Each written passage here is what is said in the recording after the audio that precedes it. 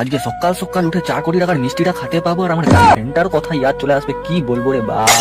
তো হে এভরিওয়ান, আমি কিষান। তো বন্ধুরা, আজকে সকাল সকাল কন্টেন্টের অভাবে মাথা না কান মুখ চোখ হাত দিয়ে ভাবি কি বানাবো। তারপর নজর যাই এই সুন্দর ফুলটার দিকে, আর নাকি সকাল সকাল একটু ফুলটা দেখলে দিনটা বলে ফুল ফুল কাটে, ও বাবা।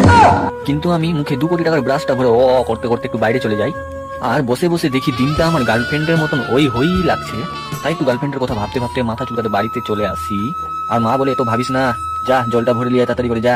কিন্তু কি করব মা, মনটা যে মানে না। তাই গান করতে করতে চলে যায় জল ভরতে।